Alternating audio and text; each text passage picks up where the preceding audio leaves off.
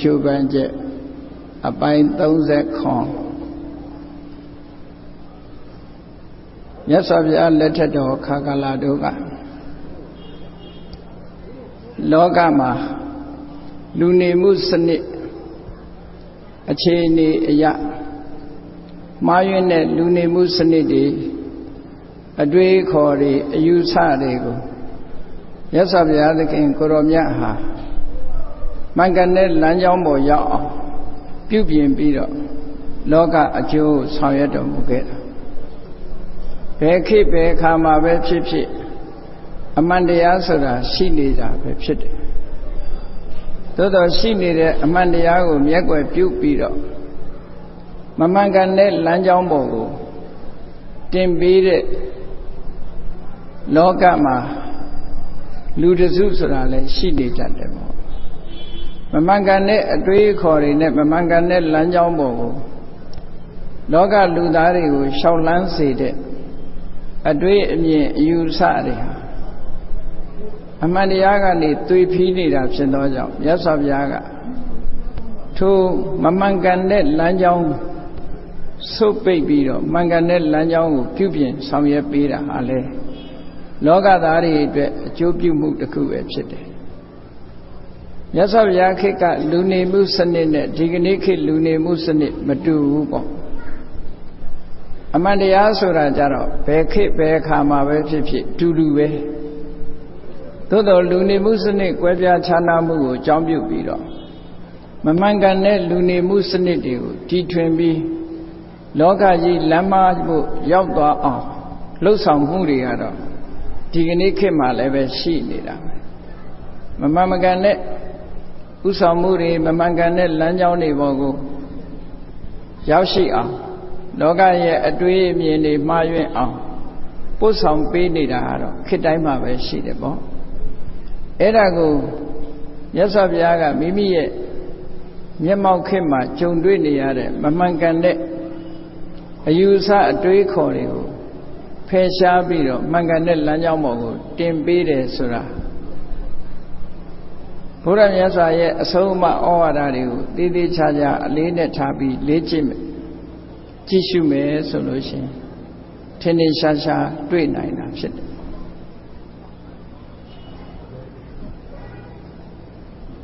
ဘုရားမြတ်စွာပွင့်တော်မူစဉ်အခါကာလတုန်းကအိန္ဒိယနိုင်ငံရဲ့လူနေမှုစနစ်ဟာအခုမြန်မာလူမျိုးတွေရဲ့လူနေမှုစနစ်နဲ့အလွန်ကွဲပြားခြားနားတယ်သူတို့ခေတ်ကဇတ်ဆိုတာကိုအခြေခံပြီးတော့မြင့်မြတ်တဲ့ဇတ်ကမွေးဖွားလာတဲ့ပုဂ္ဂိုလ်ဟာအမြဲတမ်းထာဝရမြင့်မြတ်တဲ့အဆင့်ကိုရပြီးတော့နှိမ့်ကျတဲ့အမျိုးဇတ်ကမွေးလာတဲ့ပုဂ္ဂိုလ်သည်တသက်တာနှိမ့်ကျတဲ့အနေအထားမျိုးကိုသာလည်းရရှိနိုင်သူတို့အတွက်နှိမ့်ကျတဲ့ပုဂ္ဂိုလ်တွေဟာမြင့်မြတ်တဲ့အဆင့်ကိုရောက်ဖို့ဆိုတာဘယ်လိုမှမဖြစ်နိုင်ဘူးမြင့်မြတ်တဲ့ပုဂ္ဂိုလ်ကလည်းဘာလုပ်စမ်းမြင့်ကမွေးဖွားလာတဲ့ပုဂ္ဂိုလ်တယောက်ဟာဘာလုပ်ဘလောက်အောက်တန်းကြတဲ့အလုပ်ကိုလုပ်သူဟာအထက်တန်းမှာပဲနေရနှိမ့်ကြတဲ့ဇက်ကမွေးလာတဲ့ပုဂ္ဂိုလ်တယောက်ဟာလည်းဘလောက်ကောင်းတာတွေပဲလုပ်အထက်တန်းကိုဘယ်တော့မှမရောက်ဘူးအမြဲတမ်းအောက်တန်းနောက်တန်းမှာပဲနေရတယ်ဆိုတဲ့ဒီစနစ်ကိုဘယ်သူတွေကခေါင်းဆောင်ပြီးတော့တီထွင်ချမှတ်နေတယ်လဲလို့ဆိုလို့ရှိရင်ဗြဟ္မင်လို့ခေါ်တဲ့ဗြဟ္မဏပုံနာတွေကဒီစနစ်ကိုချမှတ်ပြီးတော့နေတာအဲ့ဒီချမှတ်ထားတဲ့အတိုင်းလောကဟာလမ်းကြောင်းကြီးပြောင်းပြီးတော့လူတော်လူကောင်းဖြစ်ဖို့ရအမှန်တမ်းခဲရင်သွားတယ်လူတော်လူကောင်းဖြစ်ခြင်းလို့လည်းမရဘူးမကောင်းတဲ့မျိုးရိုးကမွေးလာတဲ့ပုဂ္ဂိုလ်ကြီးတသက်တာဘယ်တော့မှလူတော်လူကောင်းလူရဝင်တဲ့ပုဂ္ဂိုလ်မဖြစ်တော့ဘူးဇာမြင့်ကမွေးလာတဲ့ပုဂ္ဂိုလ်တွေကြတော့လှုပ်ချင်တာတွေလှုပ်သူတို့ကြတော့အမြဲတမ်းအထက်တန်းပဲရနေမှာအဲ့ဒီအခြေအနေမျိုးဆိုတာကောင်းတဲ့အနေအထားမဟုတ်ဘူးလောကကြီးကိုစောက်ထိုးမိုးမြော်ဖြစ်အောင်လုပ်နေတဲ့အနေအထားများတာဖြစ်တယ်အမှန်တရားပြီးတော့ လုံနေတာလားဖြစ်တယ်အမှန်တရားဆိုတာဘယ်ခေတ်ဘယ်ခါပဲဖြစ်ဖြစ်အထင်ရှားရှိနေတယ်အဲ့ဒီအမှန်တရားကိုမြတ်စွာဘုရားကရှင်းလင်းဟောကြားဆုံးမခဲ့တာဖြစ်တယ်အိန္ဒိယနိုင်ငံမှာဗြဟ္မဏတွေကသူတို့လိုချင်တဲ့ပုံစံကြအောင်လူနေမှုစနစ်ကြီးကိုသူတို့ကသာအမြဲတမ်းအထက်စီးရနေအောင်စီမင်းစည်းကမ်းတွေဆွဲပြီးတော့ထားကြတယ်သူတို့ပဲအမြဲတမ်းအထက်တန်းကိုရောက်နေတယ်ကျန်တဲ့ပုဂ္ဂိုလ်တွေခေါင်းမဖော်နိုင်အောင်အမြဲတမ်းအောက်တန်းနောက်တန်းရနေအောင်ရောက်နေအောင်စီမံရေးဆွဲထားတဲ့စီမင်းစည်းကမ်းတွေဒလိထုံတန်းစင်လာတွေနဲ့ဒီလိုသွားဖို့ကြိုးစားတာအဲ့ဒီသွားဖို့ကြိုးစားတဲ့ကိစ္စကိုမြတ်စွာဘုရားဟာလောကသားတွေရဲ့အကျိုးစီးပွားအတွက်ဒီလိုမမှန်မကန်လုပ်ရတဲ့ရှင်းလင်းဖော်ပြပြီးတော့မှန်ကန်တဲ့လမ်းကြောင်းပေါ်ပို့တင်ပေးခဲ့တယ်ဒါဟာလောကသားတို့အတွက်မြတ်ဗုဒ္ဓရဲ့ကြိုးပမ်းချက်ပဲဖြစ်တယ်အေးမှန်ကန်တဲ့လမ်းကြောင်းဆိုတာလူနေမှုစနစ်မှာလည်းပဲအမှန်တရားကိုအခြေခံတဲ့လူနေမှုစနစ်ဖြစ်ရမယ်တန်တရားဝကလွတ်ကင်းမှုကျင့်ကြံကြိုးကိုအားထုတ်တယ်ဆိုတဲ့နေရာမှာလည်းပဲမှန်ကန်တဲ့အကျင့်တရားနဲ့တကယ်စစ်မှန်တဲ့လွတ်လပ်မှုကိုတန်တရားဝကလွတ်လပ်မှုဆိုတာကိုရရှိစေနိုင်တဲ့နည်းလမ်းပဲဖြစ်ရမယ်အဲ့ဒါလို့မဟုတ်ဘဲနဲ့အတွေးနဲ့အထင်နဲ့လောက်ထားတဲ့သတ်မှတ်ထားတဲ့အရာတွေဟာတခုမှမှန်ကန်မှုမရှိဘူးဆိုတာမြတ်စွာဘုရားကတိတိကျကျဖော်ထုတ်ပြီးတော့လောကသားတွေကိုအကျိုးပြုခဲ့တာဖြစ်တယ်ဥပမာပြောရမယ်ဆိုလို့ရှိရင်အိန္ဒိယနိုင်ငံမှာ sacrifice လို့ခေါ်တဲ့ရစ်ပူဇော်မှုစနစ်ကြီးဟာမြတ်စွာဘုရားလက်ထက်ထိအောင်ရှင်သန်နေတယ်ရစ်ပူဇော်ဆိုတဲ့ရစ်ပွဲမှာတရားဝါတွေရဲ့အသက်ပေါင်းများစွာပတ်စံတတ်နိုင်သလောက်မင်းဆိုရာဇာတွေဥစ္စာစီးပွားချမ်းသာတဲ့ပုဂ္ဂိုလ်တွေဟာတရားဝါပေါင်းမြောက်များစွာရဲ့အသက်ကိုတပ်ဖြတ်ပြီးတော့မိမိတို့ကောင်းစားရေးကိုကြိုးပမ်းအားထုတ်တဲ့အနေနဲ့ sacrifice လို့ခေါ်တဲ့ရစ်ပေါ်စွာမှုစနစ်ကြီးကိုတီထွင်ခဲ့ကြအဲ့ဒီတီထွင်တာဘယ်သူတွေတီထွင်တာတော့ဆိုရင်ဗြဟ္မဏတွေပဲတီထွင်ကြတာပေါ့သူတို့အနေနဲ့ကတော့ရှစ်ပူဇော်ပွဲတစ်ပွဲကိုကျင်းပလိုက်ရပြီဆိုရင်အကျိုးအမြတ်တွေအများကြီးရတယ်အကျိုးအမြတ်တွေရလူတွေလမ်းကြောင်းလွဲအောင်ဒီလိုလုပ်တာမြတ်စွာဘုရားလက်ထက်ထိအောင်ဒါတွေကရှိနေတော့မယ်ပေါ့သို့တော်လည်းမြတ်စွာဘုရားကသက်ရှိတ attva တွေကိုတတ်ဖြတ်ပြီးတော့သက်ရှိတ attva တွေကိုတတ်ဖြတ်ပြီးတော့ရစ်ပူဇော်တဲ့ပူဇော်မှုကိုရှုတ်ချပြီးတော့အစစ်မှန်မဟုတ်တဲ့ကောင်းကျိုးချမ်းသာမရနိုင်တဲ့လောက်ရကြီးတစ်ခုလုံးကိုမြတ်စွာဘုရားကရှင်းလင်းပြီးတော့ပယ်ဖြတ်ဖို့ကြိုးစားအားထုတ်ခဲ့တယ်ဆိုတာမတ္တမထင်ရှားတယ်ပေါ့အားလုံးကြားဖို့ရလိမ့်မယ်ကောသလမင်းကြီးဟာခရောက်ခရက်နဲ့အိမ်မက်တွေ16ချက်မက်တယ်ဆိုတာအိမ်မက်တွေရှောက်မက်တယ်မက်ထားတဲ့အခါကျတော့ဒီဗြဟ္မဏတွေပဲဘုရင်ကြီးကအိမ်မက်တွေမျိုးစုံတာမက်ထားဘုရင်ရဲ့အကြံပေးပုံသားတွေရောက်လာတဲ့အခါအိမ်မက်အကြောင်းပြောပြ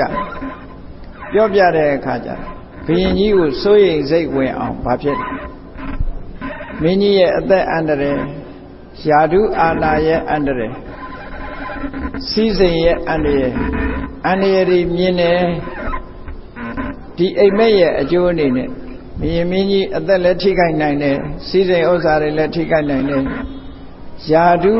ဌာနန္တရတောင်ထိခိုက်ပျက်စီးနိုင်တယ်လို့ဆိုတော့ဘုရင်ကြီးကကြောက်တာပေါ့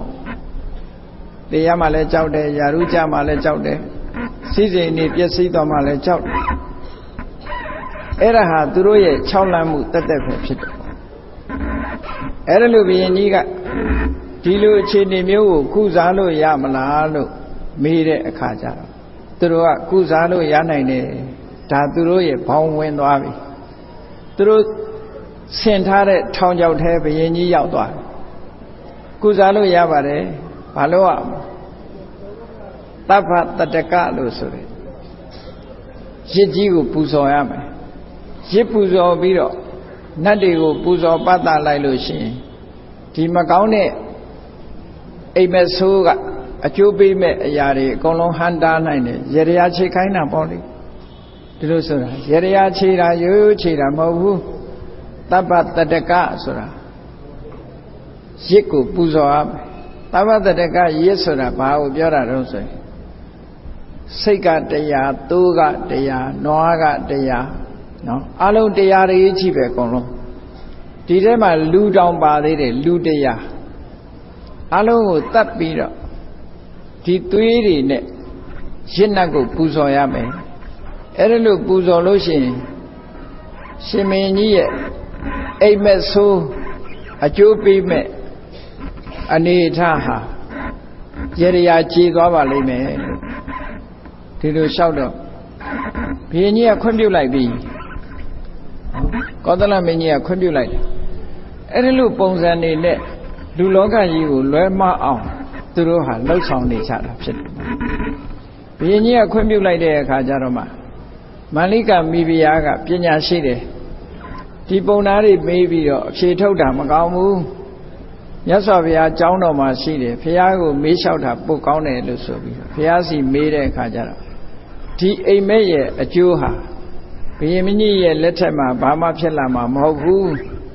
နောက်အနာဂတ်လူသားတွေဂျုံတွေ့ရမယ့်အခြေအနေတွေကိုဖော်ပြတာသာဖြစ်တယ်ရှင်မင်းကြီးတွေဘာအန္တရာယ်မှမဖြစ်ဘူးလို့မြတ်စွာဘုရားကမိန့်ကြားတဲ့အခါမှာစိတ်သက်သာရပြီးတော့ရစ်ပွဲကြီးအစီအစဉ်တွေအလုံးဖြတ်လိုက်တဲ့အခါမှာစိတ်တရားသိုးတရားနွားတရားလူတရားဒါတွေဟာသေဘေးကနေလွတ်သွားကြတာနော်အိန္ဒိယနိုင်ငံရဲ့လူနေမှုစနစ်မြတ်စွာဘုရားရဲ့လက်ထက်ကလူနေမှုစနစ်တွေဟာဒီလိုဖြစ်နေတာအဲ့ဒီလိုလူနေမှုစနစ်တွေကိုလွဲမှားအောင်လွဲမှားတဲ့လမ်းကိုပို့ပြီးတော့နေတာအဲ့ဒါကိုမြတ်စွာဘုရားဟာလောကသားတို့အတွက်ကျူပန်အထောက်တော်မူခဲ့တယ်တရားတွေကိုကယ်တင်ခဲ့တယ်လမ်းမှားနေတာတွေအကုသိုလ်ဖြစ်မှာတွေကိုကယ်တင်ခဲ့တယ်ဆင်းရဲဒုက္ခတွေကကယ်တင်ခဲ့တယ်လို့မျက်မှောက်ခေတ်မှာတကယ်သူတော်ကောင်းတွေဟာလွဲမှားပြီးတော့ဒုက္ခရောက်မဲ့အများဒုက္ခရောက်မဲ့အလုပ်မျိုးဘယ်တော့မှမရောက်စေဘူးကယ်တင်ခဲ့တာဖြစ်တယ်အခုလည်းပဲဒီဗြဟ္မဏတွေကမြတ်စွာဘုရားလက်ထက်တော်အခါကာလမှာတို့လူနေမှုစနစ်တစ်ခုကိုသူတို့အသာစီးရအောင်ဆိုပြီးတော့စီမင်းစည်းကမ်းတွေဆွဲပြီးတော့လူတွေကြားထဲမှာအများလိုက်နာဖို့ဆိုနော်သူတို့လှုပ်ထားတဲ့အလုပ်တွေတကယ်တော့အမှန်တရားပေါ်မှာအခြေခံတာမဟုတ်ဘူးနာမျိုးတွေအကျိုးစီးပွားတစ်ခုတည်းကိုကြည့်ပြီးတော့လုပ်တယ်ဘယ်ခေတ်မှာပဲဖြစ်ဖြစ်ကိုယ့်ရဲ့အကျိုးစီးပွားတစ်ခုတည်းကိုကြည့်ပြီးလုပ်မယ်ဆိုရင်လူအများစုကဒုက္ခရောက်တာပဲသူတို့လူတစုအတွက်သာလင်ကောင်းကျိုးချမ်းသာရပြီးတော့လူအများဟာဆင်းရဲဒုက္ခရောက်သွားနိုင်တယ်အခုဒီသုတ်တန်တစ်ခုကိုကြည့်ဘယ်လိုလုပ်ခဲ့ကြတယ်မြတ်စွာဘုရားကဘယ်လိုလမ်းမှန်ဖြောင့်ပေးခဲ့တယ်ဆိုတာကိုဒီသုတ်တံမှာထင်ရှားမှာဖြစ်တယ်ဧတုကာရီသုတ်တံလို့အဲ့ဒီဗြဟ္မဏရဲ့နာမည်နဲ့သုတ်တံရဲ့နာမည်ကိုလည်းပေးထားတာဖြစ်တယ်ဧတုကာရီသုတ်တံလို့ဆိုတာမြတ်စွာဘုရားသခင်ကိုရောမြတ်သာဝတိမြို့စေရွန်ကျောင်းမှာသတင်းသုံးနေတဲ့အချိန်မှာဧတုကာရီလို့ခေါ်တဲ့ဗြဟ္မဏတွေတဲကပညာတတ်ပြီးတော့နာမည်ကြီးတဲ့ဗြဟ္မဏတဦးဟာမြတ်စွာဘုရားစီလာရောက်ပြီးတော့ဖူးတွေ့တယ်တကယ်တော့နာမည်ကြီးတဲ့ပုဂ္ဂိုလ်တဦးကိုသွားရောက်တွေးဆုံတဲ့သဘောမျှတာဖြစ်တယ်ပေါ့တွေးဆုံပြီးတော့သူကမေးခွန်းမေးတယ်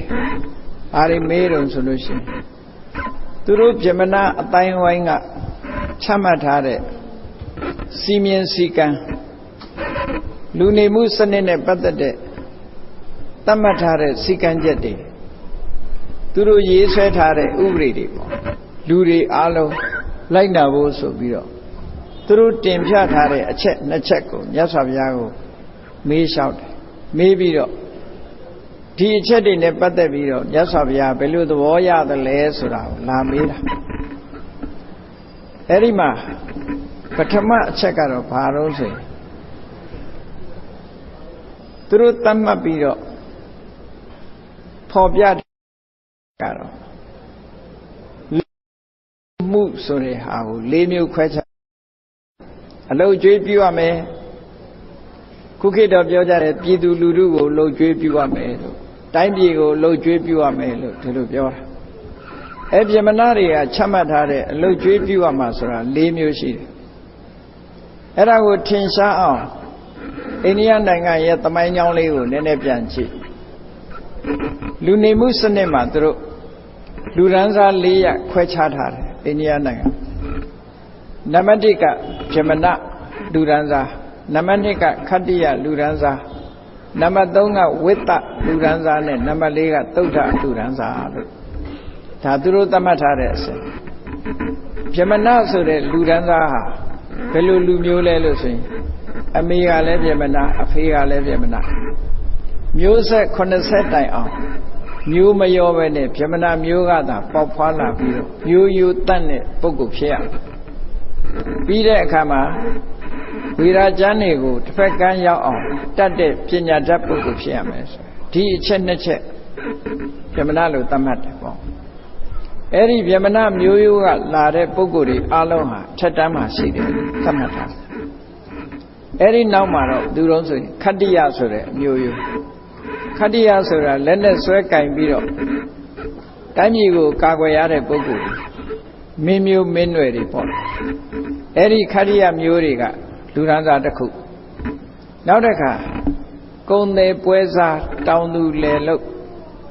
အဲ့ဒါလို့စီးပွားရေးလုပ်ပြီးတော့တိုင်းပြည်ဗန္ဒာရေးရှာကြံတဲ့ပုဂ္ဂိုလ်တွေကိုဝိတ္တလို့ခေါ်တယ်အဲ့ဒီပုဂ္ဂိုလ်တွေကလူရန်စားတစ်ခုနောက်အဲ့ဒါလို့လုံနိုင်ကိုင်နိုင်သွားမရှိဘူးအများရဲ့ဝေယဝိဆာကိုဆောင်ရွက်ပြီးအများမလုံနိုင်တဲ့အလုပ်တွေလုပ်ရတဲ့ဆင်းရဲသားတွေအုပ်စုကတစ်ခုလို့အဆင့်ကတစ်ခုလို့ဆိုပြီးအိန္ဒိယနိုင်ငံမှာလူအဆင့်တန်းကို၄မျိုးခွဲထားတယ်ပြမနာရယ်ခတ္တိယရယ်ဝိတ္တရယ်သုဒ္ဓရယ်လို့အဲ့ဒီမှာဂေါတမဗုဒ္ဓရဲ့လက်ထက်မှာတော့ခတ္တိယကနံပါတ်1ပြမနာကနံပါတ်2ဝိတ္တကနံပါတ်3သုဒ္ဓကနံပါတ်4အဲ့ဒါလို့လူရန်စား၄ရပ်ခွဲခြားသတ်မှတ်ထားတာနဲ့ပတ်သက်ပြီးတော့ပြမနာတွေကအလုတ်ကျွေးပြုမှုဆိုတာကို၄မျိုးခွဲခြားပြထားတယ်ပြမနာအတိုင်းဝိုင်းမှာသူတို့လူလောကကြီးတစ်ခုလုံးလိုက်နာဖို့ဆိုပြီးတော့အလုတ်ကျွေးပြုမှုနဲ့ပတ်သက်ပြီးတော့ခွဲခြားပြီးတော့ရေးဆွဲထားတဲ့သူတို့ရဲ့လူနေမှုစနစ်တစ်ခုမြတ်စွာဘုရားကိုလျှောက်တယ်ပြမနာတွေကအလုတ်ကျွေးပြုမှု၄မျိုးခွဲခြားပါတယ်တဲ့အဲ့ဒီအလုတ်ကျွေးပြုမှုဆိုတာပြမနာကိုအလုတ်ကျွေးပြုခြင်းခတ္တိယကိုအလုတ်ကျွေးပြုခြင်းဝိတ္တကိုအလုတ်ကျွေးပြုခြင်းသုဒ္ဓကိုအလုတ်ကျွေးပြုခြင်းလို့အလုတ်ကျွေးပြုမှုဟာလူရန်စားအလိုက်၄မျိုးခွဲခြားပြီးတော့သတ်မှတ်တာစီကံဥတွေဆွဲလိုက်တယ်ဘယ်လိုဆွဲတုံဆိုရင်ပြမနာကိုတဲ့ပြမနာတစ်ယောက်ကအလုတ်ကျွေးပြုနိုင်တယ်ခတ္တိယကအလုတ်ကျွေးပြုနိုင်တယ်ဝိတ္တကအလုတ်ကျွေးပြုနိုင်တယ်သုဒ္ဓကအလုတ်ကျွေးပြုနိုင်တယ်ဟောကြည့်သူတို့ကအပေါ်စီးယူထားတာနော်ပြမနာကိုနော်ပြမနာကိုသူနဲ့အလားတူတဲ့ပြမနာကအလုတ်ကျွေးပြုနိုင်တယ်ခတ္တိယကအလုတ်ကျွေးပြုနိုင်တယ်ဝိတ္တကအလုတ်ကျွေးပြုနိုင်တယ်သုဒ္ဓကအလုတ်ကျွေးပြုနိုင်ဒါအမြင့်ဆုံးသူကနောက်တစ်ခါသူ့ရဲ့တဆင့်နဲ့ခတ္တိယလို့သတ်မှတ်ပြီးခတ္တိယကိုခတ္တိယကအလုတ်ကျွေးပြုနိုင်တယ်ဝိတ္တကအလုတ်ကျွေးပြုနိုင်တယ်သုဒ္ဓကအလုတ်ကျွေးပြုနိုင်တယ်ဆိုတော့ဗြဟ္မဏတွေကခတ္တိယကိုတောင်အလုတ်ကျွေးမပြုဘူးဆိုတဲ့အဓိပ္ပာယ်ရသွားတယ်နော်သူတို့ကဘယ်သူမှအလုတ်ကျွေးမပြုဘူးသူတို့အလုတ်ကျွေးပြုနိုင်တာဗြဟ္မဏချင်းပဲအလုတ်ကျွေးပြုလို့ရတယ်ဟောဒီလိုဆိုလို့တာအဲ့ဒီဗြဟ္မဏကိုတော့ဒီအဆင့်၄ဆင့်လူရန်စား၄ရပ်စလုံးကအလုတ်ကျွေးပြုရမယ်ခတ္တိယကြတော့ခတ္တိယ သူတို့အဆင့်တူကအလုပ်ကျွေးပြုနိုင်တယ်ဝိသကအလုပ်ကျွေးပြုနိုင်တယ်သုဒ္ဓကအလုပ်ကျွေးပြုနိုင်တယ်ပြမနာကတော့သူ့ရဲ့အောက်တစ်ဆင့်နိုင်လို့အလုပ်ကျွေးမပြုဘူးဟောဒါသူတို့သတ်မှတ်ထားတဲ့လူနေမှုစနစ်မှာလှုပ်ကြွေးပြုမှုနဲ့ပတ်သက်ပြီးတော့သူတို့ခွဲထားတခါဝိသဆိုတဲ့ဂုံဒီလေလို့တောင်ယာခုတ်တဲ့ပုဂ္ဂိုလ်တွေအတွက်ရောင်းဝယ်လုပ်ပြီးသက်မွေးတဲ့ပုဂ္ဂိုလ်တွေကိုတော့ဝိသကအလုပ်ကျွေးပြုနိုင်တယ်သုဒ္ဓကအလုပ်ကျွေးပြုနိုင်တယ်ဟောဒီလိုလား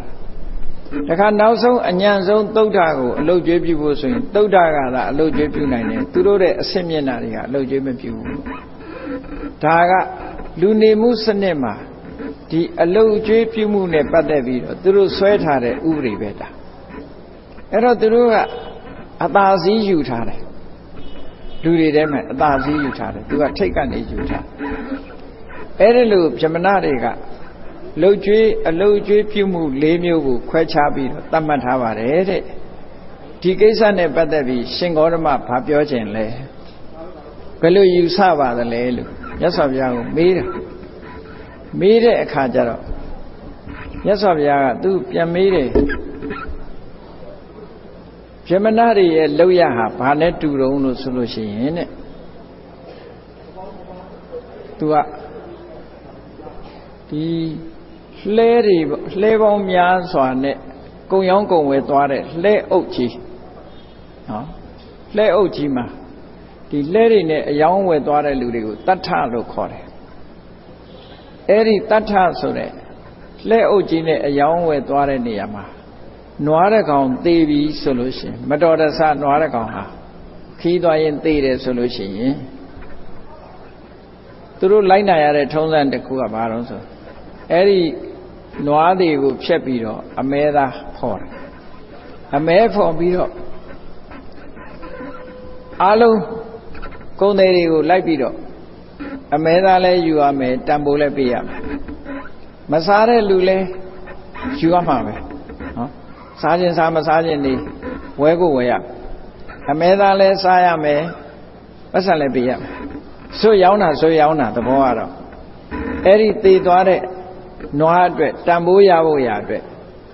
ဒီကုံရောင်းကုံဝယ်လုပ်တဲ့လူတွေအားလုံးဟာစားခြင်းသည်ဖြစ်စေမစားခြင်းသည်ဖြစ်စေအမဲသာယူခြင်းသည်ဖြစ်စေမယူခြင်းသည်ဖြစ်စေယူလဲယူပတ်စံလည်းပေး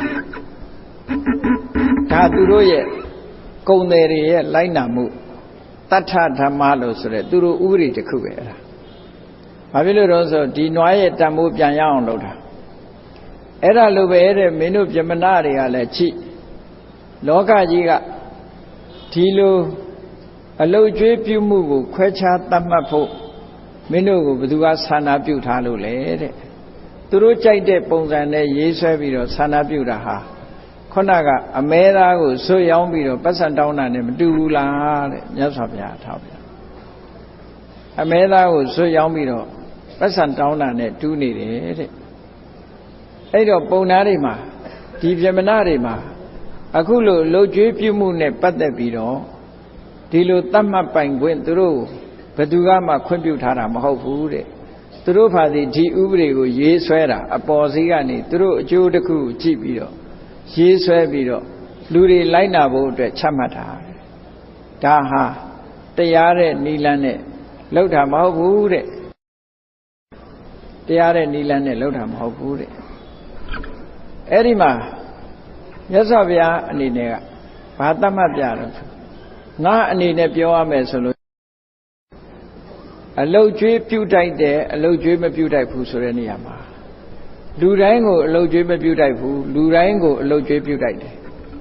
အဲ့ဒီအလုတ်ကျွေးပြုတ်တယ်ဆိုတဲ့နေရာမှာဘာကိုအခြေခံလဲဆိုတော့သူတို့ကဇတ်ကိုအခြေခံထားတာဗြဟ္မဏဇတ်ကိုထိတ်ထမ်းထားတာမြတ်စွာဘုရားကအဲ့ဒါကိုအခြေမခံဘူး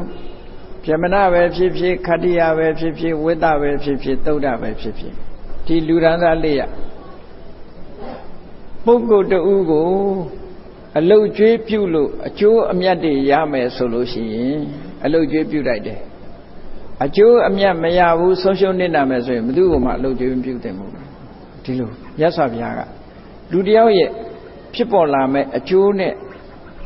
အကျိုးရှိမှုမရှိမှုကိုသာလေအခြေခံပြီးတော့ပြောတာ ဗြဟ္မဏပဲဖြစ်ဖြစ်ခတ္တိယပဲဖြစ်ဖြစ်ဝိတ္တပဲဖြစ်ဖြစ်သုဒ္ဓပဲဖြစ်ဖြစ်အလုတ်ကျွေးပြုလို့အလုတ်ကျွေးပြုတဲ့ပုဂ္ဂိုလ်ဟာ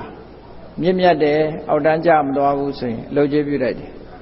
အေးမမြင့်မြတ်ဘူးအောက်တန်းကျသွားမယ်အကျိုးမြတ်မရှိဘူးဆိုရင်အလုတ်ကျွေးမပြုတတ်ဘူးလို့ငါဒီလိုဆိုလိုတယ်ဆိုပြီးတော့မြတ်စွာဘုရားကရှင်းပြတယ်အေးဗြဟ္မဏဖြစ်ုံနဲ့အလုတ်ကျွေးပြုလိုက်တာမဟုတ်ဘူးတဲ့ခတ္တိယဖြစ်ုံနဲ့လည်းအလုတ်ကျွေးပြုလိုက်တာမဟုတ်ဘူးတဲ့ဝိတ္တသုဒ္ဓဖြစ်ုံနဲ့အလုတ်ကျွေးပြုလိုက်တာမဟုတ်ဘူးတဲ့ကိုယ့်ပေါ်မှာအကျိုးအမြတ်ရမှုမရမှုနဲ့ပဲတိုင်းတာရမယ်ဒီနေရာမှာတဲ့ဒီဥစ္စာကုလိနာအမျိုးမြတ်ယုံနဲ့အလုတ်ကျွေးပြုလို့မရဘူးတချို့ကငါကအမျိုးမြတ်တယ်မြင့်မြတ်တဲ့အမျိုးကလာတာဒါကြောင့်မို့လို့ तू ကအလုတ်ကျွေးပြုတိုက်တယ်လို့ဒီလိုယူဆမြတ်စွာဘုရားကအေးမြင့်မြတ်ယုံနဲ့ဒီပုဂ္ဂိုလ်ကိုမြတ်တယ်လို့ပြောလို့မရဘူးတဲ့မြင့်မြတ်တာကိုအကြောင်းပြုပြီးမြတ်တယ်လို့ပြောလို့မရဘူးတခါအစင်းလာတာကိုအကြောင်းပြုပြီးတော့လည်းမြတ်တယ်လို့ပြောလို့မရဘူးစည်းစိမ်ဥစ္စာကြွယ်ဝချမ်းသာတာကိုအကြောင်းပြုပြီးတော့လည်းမြတ်တယ်လို့ပြောလို့မရဘူးမြတ်တယ်ဆိုတဲ့နေရာမှာအမျိုးမြတ်တာနဲ့လည်းမဆိုင်ဘူးရုပ်စင်းလှတာနဲ့လည်းမဆိုင်ဘူးစည်းစိမ်ဥစ္စာကြွယ်ဝချမ်းသာတာနဲ့လည်းမဆိုင်ဘူးဘာနဲ့ဆိုင်လို့ကိုယ်ချင်းတရားနဲ့ပဲဆိုင်တယ်ပေါ့အဲ့တော့အမှန်တရားဆိုတာကိုယ်ချင်းတရားပေါ်မှာမူတည်တာကိုယ်ချင်းတရားမူဒီပုဂ္ဂိုလ်တူဟာကိုယ်ချင်းတရားမကောင်းဘူးကိုယ်ချင်းတရားပြက်ပြားနေတဲ့ပုဂ္ဂိုလ်ဆိုလို့ရှိရင်ဘလောက်ပဲအမျိုးမြတ်မြတ်သူ့လောက်ရကမမြတ်ဘူးအေးကိုချင်းတရားကောင်းတယ်ဆိုရင်ဘလောက်ပဲအမျိုးနှိမ့်နှိမ့်ကိုချင်းတရားကောင်းတာကိုအကြောင်းပြုပြီးတော့သူကမြင့်မြတ်တဲ့ပုဂ္ဂိုလ်ဖြစ်တယ်မြတ်စွာဘုရားရဲ့မြင့်မြတ်မှုမမြင့်မြတ်မှုဆိုတာလူအမျိုးဆက်ကိုအခြေခံပြီးတော့မပြောဘူးလူတွေရဲ့လောက်ရအကောင်းဆုံးကိုသာအခြေခံပြီးတော့မြတ်စွာဘုရားပြောတာဒါအမှန်တရားမြတ်စွာဘုရားရဲ့ဒီဆုံးမချက်မှာဆိုရင်လူဟာလူချင်းတူတူပဲကွဲပြားခြားနာတာကဘာလို့ဆိုလို့ရှိရင်သူတို့ရဲ့လောက်ရပဲလူချင်းတူတယ်သို့တော့ကောင်းတာလုပ်တဲ့လူမကောင်းတာလုပ်တဲ့လူကောင်းလူဆိုးတတ်မှတ်တာဘာနဲ့တတ်မှတ်ရမလို့ဆိုအမျိုးနဲ့လည်းမတတ်မှတ်ရဘူးအစင်းလှတာမလှတာနဲ့လည်းမတတ်မှတ်ရဘူးစီးပွားဥစ္စာချမ်းသာကြွယ်ဝမှုစီးပွားဥစ္စာမရှိမှုနဲ့လည်းဆင်းရဲမွဲတေမှုနဲ့လည်းမတတ်မှတ်ရဘူးတတ်မှတ်ရမှာကတော့တကယ်သူတို့ရဲ့လောက်ရကိုချင်းတရားနဲ့သာတတ်မှတ်ရမယ်လို့ဒီလိုမြတ်စွာဘုရားကမှန်ကန်တဲ့လမ်းကြောင်းပေါ်ကိုတင်ပေးတာအကယ်၍ဗြဟ္မဏတယောက်ဟာနော်ကိုချင်းတရားကောင်းတယ်သူ့ကိုအလုတ်ကျွေးပြုလို့အလုတ်ကျွေးပြုသူဟာအစင်းနေမြင့်လာတယ်အောက်တန်းကျမသွားဘူးနော်ကိုချင်းတရားဘက်ကအစင်းမြင့်လာတယ်ဆိုလုတ်ကျွေးတိုက်တယ်တဲ့တခါအလုတ်ကျွေးပြုလို့အောက်တန်းကျသွားမယ်ဆိုရင်မလုတ်ကျွေးတိုက်ဘူးတဲ့ခတ္တိယတယောက်အခြားတယောက်ကနေအလုတ်ကျွေးပြုလို့မြင့်မြတ်လာတယ်တိုးတက်လာတယ်ဆိုရင်အလုတ်ကျွေးပြုလိုက်တယ်မမြင့်မြတ်ဘူးဆုပ်ယုပ်ပြက်ပြားသွားတယ်ဆိုရင်အလုတ်ကျွေးမပြုတိုက်ဘူးဝိတ္တသုဒ္ဓတို့လည်းဒီတိုင်းပဲအလုတ်ကျွေးပြုလို့ကြီးပွားတိုးတက်မှုပဲကိုရောက်တယ်ဆိုရင်အလုတ်ကျွေးပြုတိုက်တယ်ဆုပ်ယုပ်ပြက်ပြားသွားမယ်ဆိုရင်အလုတ်ကျွေးမပြုတိုက်ဘူးတဲ့သူတို့ကတော့အဲ့ဒါလိုမဟုတ်ဘူးဗြဟ္မဏမျိုးကမွေးဖွားလာရင်အားလုံးကအလုတ်ကျွေးပြုရမယ်ဒီလိုသတ်မှတ်တာဟုတ်တော့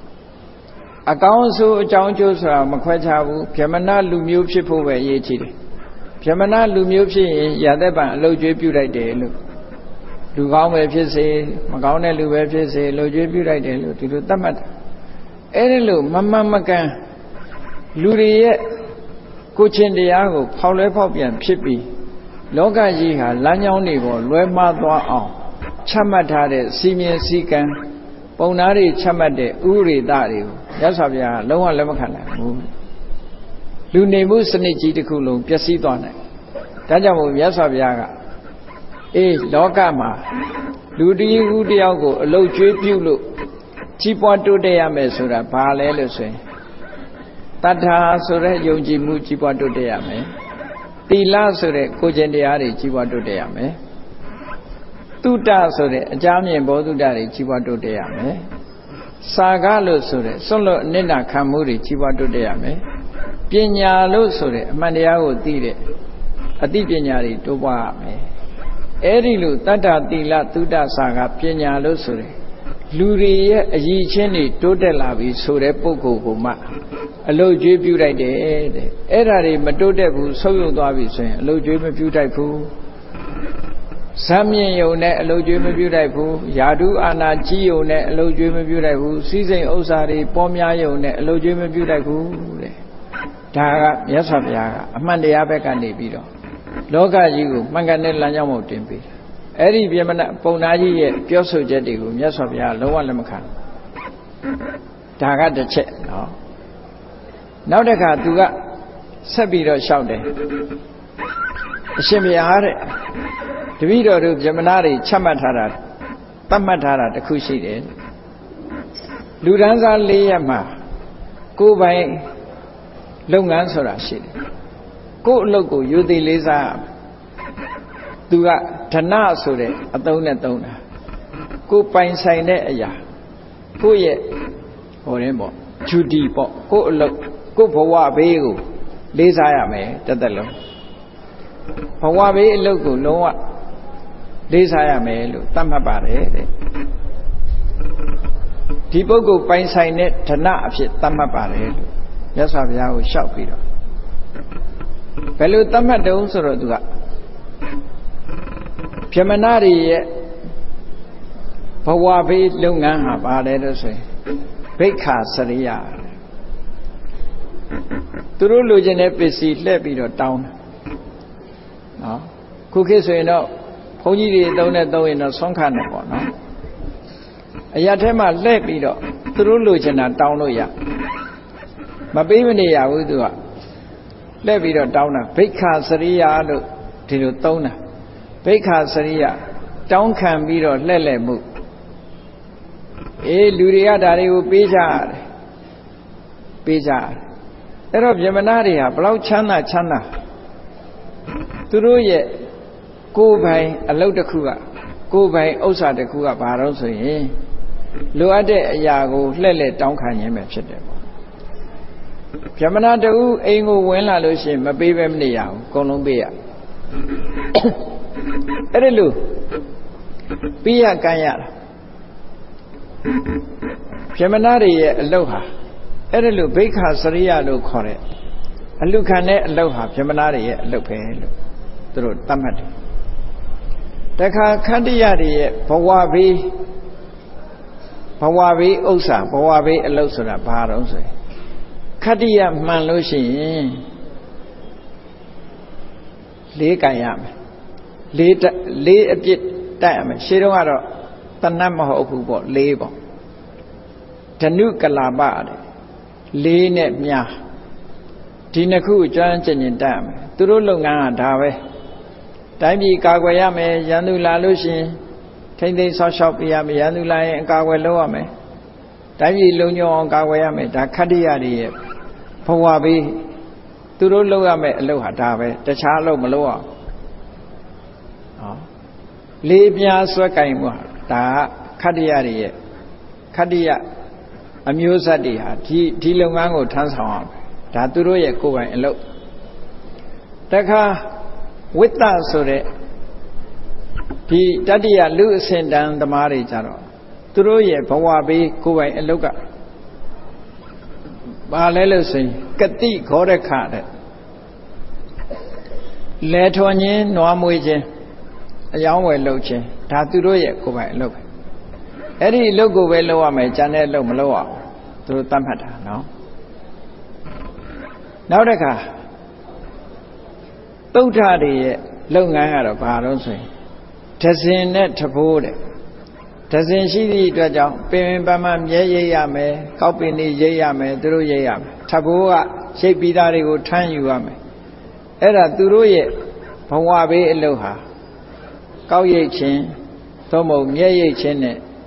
ထံပိုးတဲ့ဆောင်ခြင်းပဲဒါသူတို့လို့အဲ့တော့သူတို့သတ်မှတ်ထားတာတေချာစဉ်းစားကြည့်ပြမနာတွေကဘဝဘေးတသက်တာပတ်လုံးကိုယ်ပိုင်ကိုယ်လုံးရမယ်ကိုယ့်ရဲ့အထက်ကတာဝန်တွေကဘာတုံးဆိုလို့ရှိရင်သူတို့ကြတော့ပတ်စံရှိတဲ့လူတွေစီလှည့်ပြီးတော့တောင်းရင်မပေးမနေရသူတို့ကြတော့တောင်းရုံပဲလုပ်တာသူတို့ကနော်လှည့်အလူခံတဲ့အလုပ်ကသူတို့အလုပ်တယ်ဒါပဲသူတို့ပဲအလူခံခွင့်ရှိတယ်ကျန်တဲ့လူတွေအလူခံခွင့်မရှိဘူး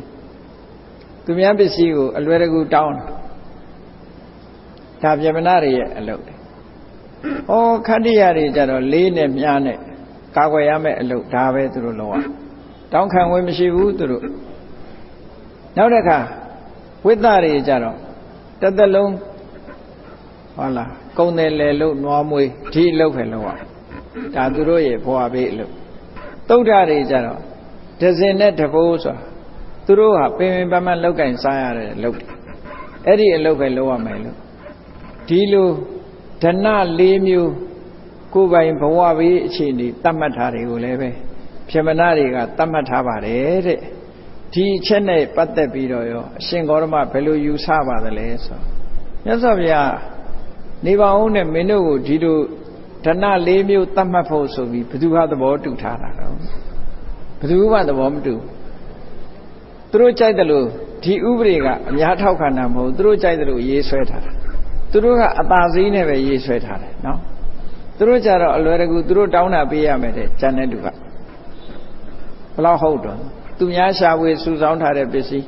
အင်းရှိလာပြီးတောင်းရင်ပေးမပေးလို့မရဘူးသူတို့ကအဲ့ဒီတိုင်းပဲ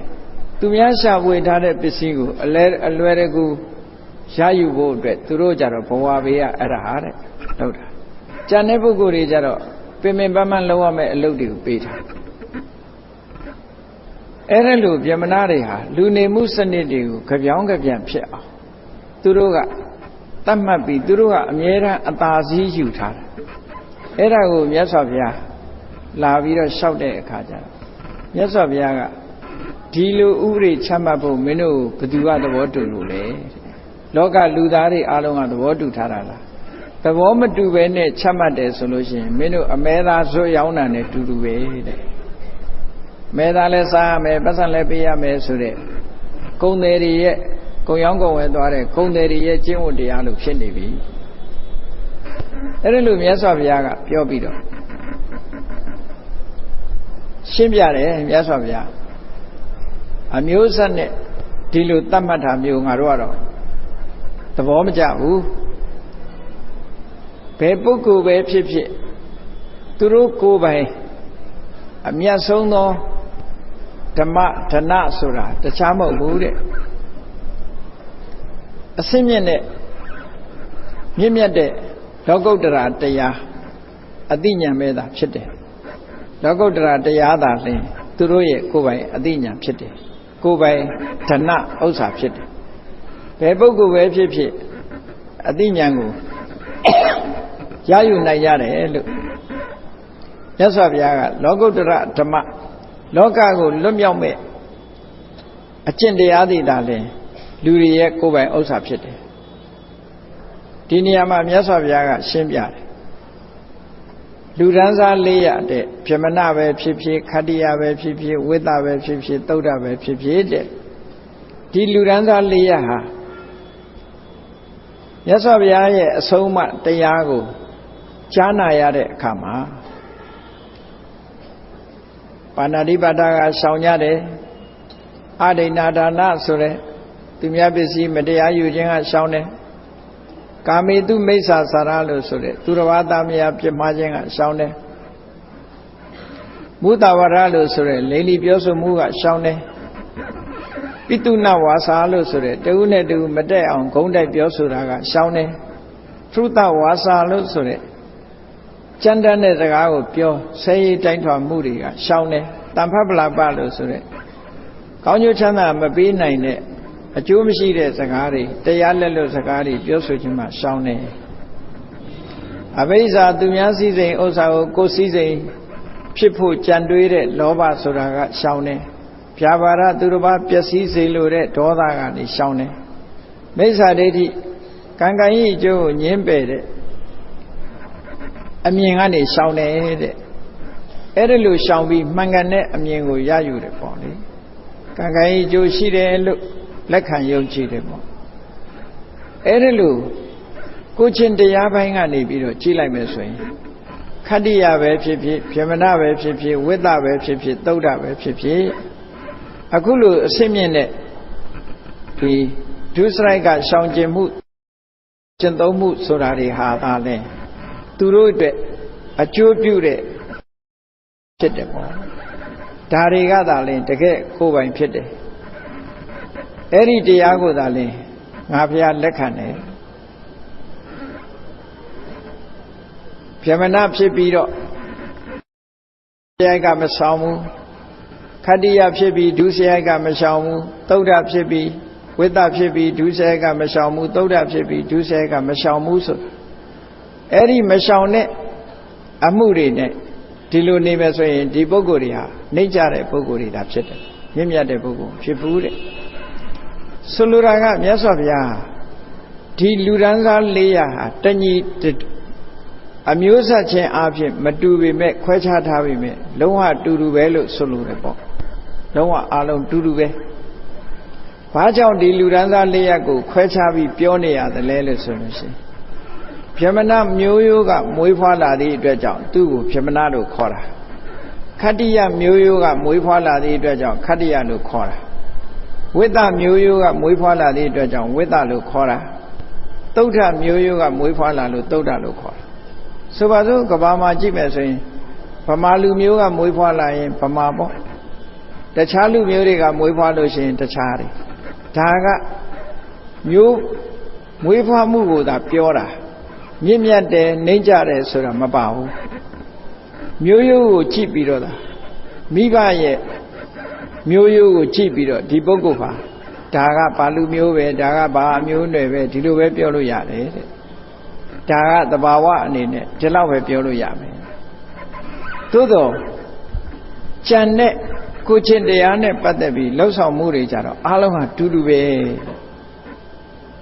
နော်ခဏခေတ်မှလည်းပြောမယ်ဆိုရင်ဘုရားမြတ်စွာရဲ့အဆုံးအမတရားတွေကိုလိုက်နာကျင့်သုံးတယ်ငါးပါးသီလကျင့်သုံးတယ်ဆိုရင်ဗမာကပဲငါးပါးသီလကျင့်သုံးတခြားလူမျိုးတွေငါးပါးသီလကျင့်သုံးတူတူပဲဖြစ်တယ်နော်သူကဗမာလူမျိုးမြန်မာလူမျိုးဖြစ်လို့ပို့ပြီးတော့အကျိုးကြီးပဲလို့မရှိဘူးဒီလိုအလုံးဟာ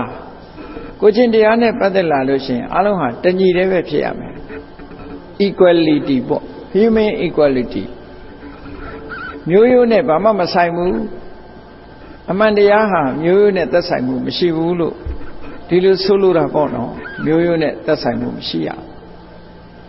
အဲ့ဒီမှာမြတ်စွာဘုရားကရှင်းပြတယ်အေး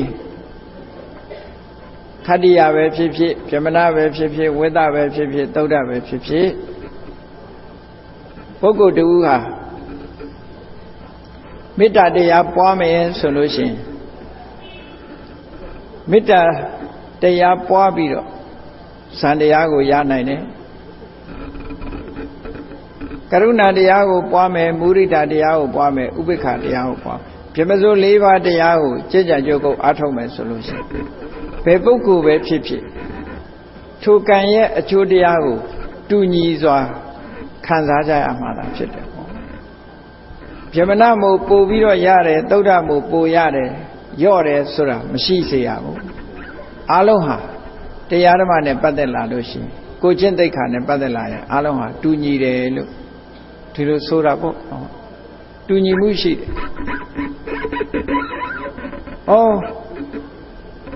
ဘာနာတိပတ္တကရှောင်းတယ်အရိဏဒနာရှောင်းတယ်ဒုစရိုက်တရားတွေကရှောင်းတယ်ဆိုတဲ့နေရာမှာလဲ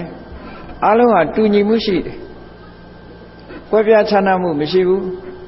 အမျိုးဆက်ကွဲပြားခြားနားပြီးတော့ပြောရတော့လည်းပဲကိုချင်းတရားနဲ့ပတ်သက်လာလို့ရှိရင်လုံးရတူလို့ရှိရင်အားလုံးတူတယ်ဆိုတာကိုမြတ်စွာဘုရားကဥပမာနဲ့ပြောတယ်နော်မီးဆိုတာနဲ့ပတ်သက်ပြီးတော့ကြည့်လူမျိုးစားကွဲခြားနေပေမဲ့လို့မီးရဲ့လှုပ်ဆောင်မှုကတူတူပဲဥပမာမဲ့ထင်းကိုဆွဲပြီးတော့လောင်တဲ့မီးကိုထင်းမီးလို့ခေါ်တယ် ကောက်ရိုးကိုဆွဲပြီးတော့လောင်တဲ့မီးကြကောက်ရိုးမီးအခုက gas တို့ဘာတို့ဆွဲပြီးလောင်တဲ့မီးကြတော့ gas မီးလျှပ်စစ်ကိုဆွဲပြီးတော့လောင်တဲ့မီးကြတော့လျှပ်စစ်မီးဒီလိုဆိုတာပေါ့နော်ဆွဲတာကိုအကြောင်းပြုပြီးတော့လောင်တာဒါဖြင့်မီးဟာဘယ်မီးပဲဖြစ်ဖြစ်ပူတယ်လောင်တယ်တူတူပဲလူမျိုးလူတန်းစားတွေဟာအဲ့ဒီလိုပဲအားလုံးဟာတူတယ်လို့ဆိုလိုတယ်ထင်းမီးတို့ကောက်ရိုးမီးတို့ဘာတို့ဒီလိုခွဲပြောခြင်းပြောလို့ရတယ်သို့တော့မီးရဲ့စွမ်းဆောင်မှုကြတော့အားလုံးတူတယ်အဲ့ဒါလိုပဲလူတွေဟာအားလုံးဟာအမျိုးကိုကြည့်ပြီးတော့ဒါကဘာလူမျိုးဒါကဘာလူမျိုးဒါကဘာလူမျိုးလို့ပြောလို့ရတယ်တဲ့မိဘရဲ့မျိုးရိုးကိုကြည့်ပြီးတော့ပြောတာသို့တော့လူတွေရဲ့စွမ်းဆောင်မှုကြတော့တညီတယ်ပဲဆိုလိုတာကမြတ်စွာဘုရားဟာလူသားတွေရဲ့ human equality ကိုချမှတ်ပြောတာပဲခွဲခြားပြောတာမခွဲခြားစေရမြတ်စွာဘုရားကမှန်ကန်တဲ့လမ်းကြောင်းကိုတင်ပေးတာဗြဟ္မဏတွေကတော့ဒီလိုမဟုတ်ဘူးတဦးနဲ့တဦးမတူညီမှုတွေကိုသူတို့ကထုတ်ဖော်တာအေးဗြဟ္မဏဆိုလို့ရှိရင်ယာသက်ပံဘိက္ခာစရိယပဲတောင်းခံနိုင်တယ်ခတ္တိယဆိုရင်လေးနဲ့များနဲ့ကြိုင်ရမယ်နော်ဝိသဆိုလို့ရှိရင်ကုံတဲ့နွားမွေးလောက်ရမယ်လဲထုံနွားမွေးလောက်ရမယ်သုဒ္ဓဆိုလို့ရှိရင်ဆင်းရဲတဲ့အလုပ်တွေလောက်ရမယ်တစင်တို့တဘိုးတို့ဆောင်းရမယ်ဒါကလွဲလို့ဘာမှလုပ်ခွင့်မရှိဘူးလို့သူတို့ကဒီလိုသတ်မှတ်တာမြတ်စွာဘုရားကအဲ့ဒီသတ်မှတ်ချက်ကိုလုံးဝလက်မခံပဲနဲ့အားလုံးနဲ့ဘုံဆိုင်ဖြစ်တာကိုချင်းတရားပဲဖြစ်တယ်ပေါ့အဲ့ဒီကိုချင်းတရားပေါ်မှာမိတည်ပြီးတော့ဒီပုဂ္ဂိုလ်ရဲ့မြင့်မြတ်မှုအောက်တန်းကျမှုကိုဆုံးဖြတ်ရမယ်လို့မှန်ကန်တဲ့လမ်းကြောင်းကိုတင်ပေးတာမြတ်စွာဘုရားအဲ့ဒါလို့မှန်ကန်တဲ့လမ်းကြောင်းကိုတင်ပေးတာလောကသားတွေလမ်းမလွဲအောင်လို့မှန်ကန်တဲ့လမ်းကြောင်းအမှန်တရားပေါ်မှာတည်ရှိပြီးတော့ကိုချင်းတရားကောင်းဖို့အတွက်မြတ်စွာဘုရားလောကသားတွေရဲ့အကျိုးပြုတဲ့လုပ်ငန်းကိုကြိုးပမ်းအထောက်ပေးတော်မူတာပဲဖြစ်တယ်ပေါ့အဲ့ဒီမှာမြတ်စွာဘုရားကရှင်းပြတယ်နော်ဆက်လက်ပြီးတော့ရှင်းပြတဲ့အခါမှာဆိုပါတော့တဲ့လောကကြီးမှာမီးဆိုတဲ့အရာနဲ့ထပ်ပြီးတော့ရှင်းပြတယ်မီးဖြစ်လာအောင်လုပ်တဲ့ဟာရှေးခေတ်တုန်းကတော့မီးရဖို့အတွက်ဘာလုပ်ရတော့ဆိုပုတ်ခုံပုတ်ချီဆိုတဲ့အနှစ်သားနှစ်ချောင်းကိုပွတ်ရပွတ်တဲ့အခါမှာပူပြီးတော့မီးဆိုတာထွက်လာအဲ့ဒီမှာဗြဟ္မဏမျိုးကပဲဒီအသားကိုပုတ်ခတ္တိယမျိုးကပဲပုတ်တာပဲဖြစ်စေသုဒ္ဓမျိုးကပဲပုတ်တာပဲဖြစ်စေဝိတ္တမျိုးကပဲပုတ်တာပဲဖြစ်စေပုတ်လို့ရလာတဲ့မီးဟာတဲ့ဗြဟ္မဏတွေမှုေးတဲ့မီးကပို့ပြီးတော့လှပါတယ်အလင်းရောင်ပိုကောင်းတယ်မီးရဲ့အယောင်ကပိုလှတယ်ခတ္တိယတွေဒီမှုေးတဲ့မီးကဒီလောက်မကောင်းဘူးဝိတ္တတွေမှုေးတဲ့မီးကဒီလောက်မကောင်းဘူးသုဒ္ဓတွေမှုေးတဲ့မီးကဒီလောက်မကောင်းဘူးလို့ဒီလိုမရှိဘူးတဲ့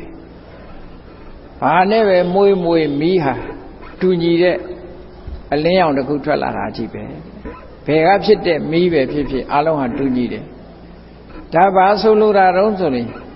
လောကလူသားတွေကြိုးပမ်းလို့ရလာတဲ့ရလတ်တူတူပဲစွန့်တူပဲလို့ဒီလိုဆိုလိုတယ်အရေးချင်းတူးလာပြီဆိုလို့ရှိရင်အလုံးဟာတူတူပဲဒီနေရာမှာ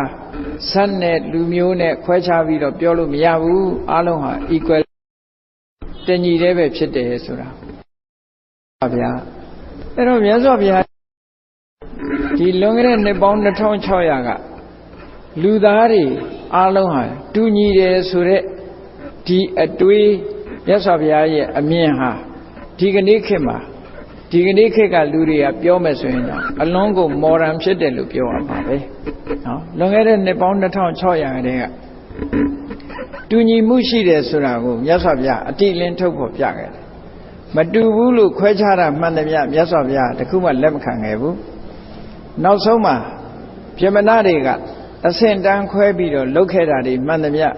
မြတ်စွာဘုရားကရှင်းလင်းဟောကြားပြီးတော့ပယ်ဖြတ်ခဲ့တာပဲဖြစ်တယ်ပေါ့တခုမှလက်မခံအဲ့ဒီလိုလက်မခံမဲနဲ့အမှန်တရားပေါ်မှာအခြေခံပြီးတော့ လူရန်စားခွဲခြားဆက်ဆံမှုတွေကိုတခုမှလက်မခံခဲ့တာဟာလောကသားတို့အတွက်မြတ်ဗုဒ္ဓရဲ့ကြိုးပမ်းအားထုတ်ချက်ပဲဖြစ်တယ်လူတွေဟာမှန်ကန်တဲ့လမ်းကြောင်းပေါ်ရောက်သွားသည့်အတွက်ကြောင့်မျိုးရိုးနဲ့ပတ်သက်ပြီးတော့စိတ်အားငယ်နေတဲ့ပုဂ္ဂိုလ်တွေလည်းစိတ်အားငယ်မှုမရှိရဒါကြောင့်မို့မြတ်စွာဘုရားရဲ့သာသနာတော်ဟာမြတ်စွာဘုရားရဲ့အရေးအောက်ဝင်လာလို့ရှိရင်မြတ်စွာဘုရားကသာသနာတော်ရဲ့အမွေထဲမှာသာသနာရဲ့အမွေထဲမှာဒီရှင်းလင်းဖော်ပြထားတယ်ပင်လေဆိုတာဟာမြစ်ချောင်းအင်းအိုင်တွေအလုံးကစီးဝင်ရာဖြစ်တယ်မြန်မာအနေနဲ့ပြောမယ်ဆိုရင်အေယာဝတီမြစ်ကစီးဝင်တာပဲဖြစ်ဖြစ်နော်ချင်းတွင်းမြစ်ကစီးဝင်တာပဲဖြစ်ဖြစ်ဒုဋ္ဌဝတီတို့ဇော်ကြီးတို့ပန်းလောင်တို့ကစီးဝင်တာပဲဖြစ်ဖြစ်တက္ကမြစ်တို့ဘာတို့ကစီးဝင်တာပဲဖြစ်ဖြစ်စစ်တောင်းမြစ်တို့ပဲခူးမြစ်တို့ကစီးဝင်တာပဲဖြစ်ဖြစ်မြစ်တွေအကုန်လုံးစီးဝင်သွားပြီးပင်လယ်ထဲရောက်လို့ရှိရင်ပင်လယ်ရေထဲရောက်တာနဲ့တပြိုင်နက်နော်ဒါကအေယာဝတီကမြစ်ရေဒါကချင်းတွင်းမြစ်ရေလို့ဒီလိုခွဲခြားပြီးတော့သိဖို့မဖြစ်တော့အလုံးဟာ equality တူညီသွားတယ်အဲ့ဒါလိုပဲမြတ်စွာဘုရားသာသနာတော်ကိုဝင်လာတာပြမနာပဲဝင်လာခတ္တိယပဲဝင်လာဝိတ္တတို့သုဒ္ဓတို့ပဲဝင်လာအားလုံးဟာတညီတယ်ပဲအဆင့်တန်းခွဲခြားတာမရှိတော့ဘူး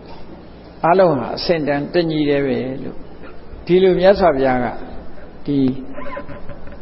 လောကသားတို့ရဲ့ညီညွတ်မှုလောကသားတို့ရဲ့တညီတယ်ဖြစ်မှု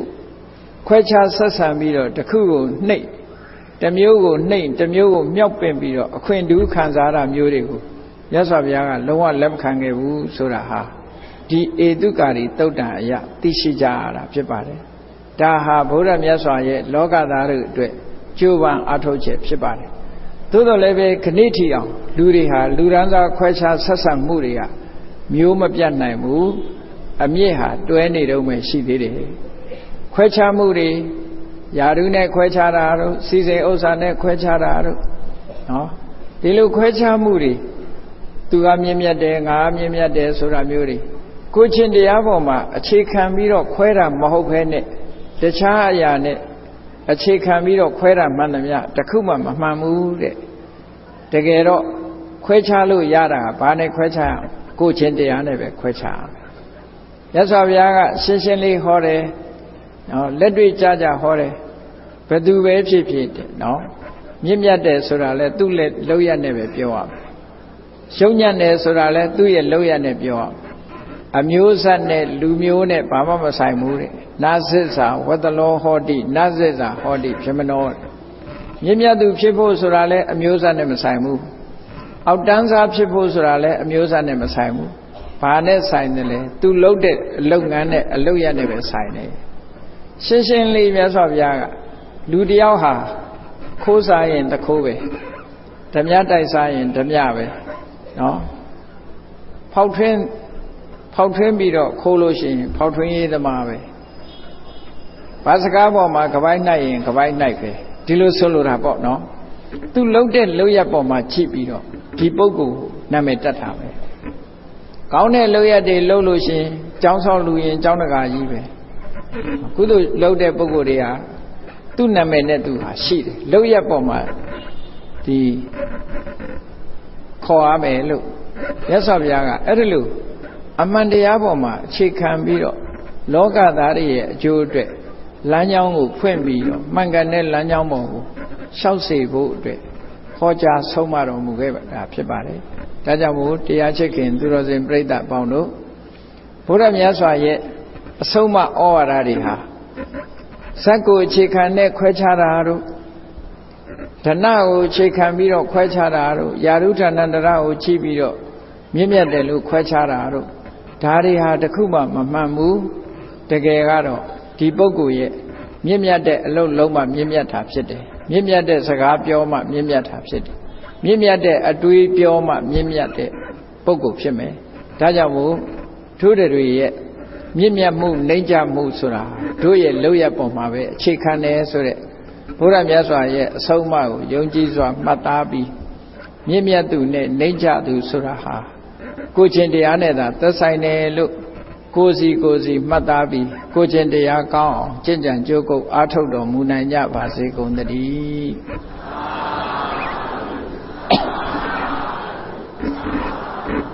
မေတ္တာပို့ရအောင်တတ္တဝါများစွာဘေးရန်กว่าချမ်းသာကြပါစေတတ္တဝါများစွာဘေးရန်กว่าချမ်းသာကြပါစေမေတ္တာရေချမ်းသွန်ကားဖြံငြိမ်းချမ်းကြပါစေမေတ္တာရေချမ်းသွန်ကားဖြံငြိမ်းချမ်းကြပါစေသက်ရှိချမ်းသာစိတ်ချမ်းသာလူရဆန္ဒပြည့်ပါစေသက်ရှိချမ်းသာစိတ်ချမ်းသာလူရဆန္ဒပြည့်ပါစေဖုံလန္တာဒုက္ခပင်ကစားမေတ္တာပုံနေတုသင်္ကမမနောတရတိတဝေတံဘဝယန္တုဒုက္ခနကမေတ္တာပုံနေတုသင်္ကမစုပေါင်းပုအမေတ္တာတဟုရောင်မြူပဝင်းငွေလာမင်းနှင့်ရောင်ခြင်းရှက်ယုံပေါင်းဆောင်ရခြင်းကြောင့်သဗ္ဗေတံကျွမ်းမဲ့ဥတုံလုံးစုံများစွာတတ္တဝါတို့၏မနောတရတိမြင်မြဖြူစင်အေးကြည်လင်းသည့်ရေစဉ်ပြည့်တင်းစိတ်နှလုံးတည်းဟုသောရေအိုင်ကြီးအတွင်၌ဒုက္ခပင်ကစားစင်တော်ရအေမြจิตာတာယာပွင့်လန်းချမ်းသာဒုက္ခတည်းဟုသောကုမုဒ္ဒရာကြာပန်တို့သည်ဖုံးလန္တာဝန္တာရှင်မြူဝမုံလူလျက်ကြည်နုဘွယ်ကြုံဖူးပွင့်ကြကုန်သည်ဖြစ်၍ဒုက္ခနကလေးအောင်လေးတဲ့ရောရှက်သင်ပြပိတိတည်းဟုသောယနံတို့သည်ဘဝယန္တုကောင်းစွာမဲ့သွေကြိုင်လိုက်၍နေကြပါစေကုန်၏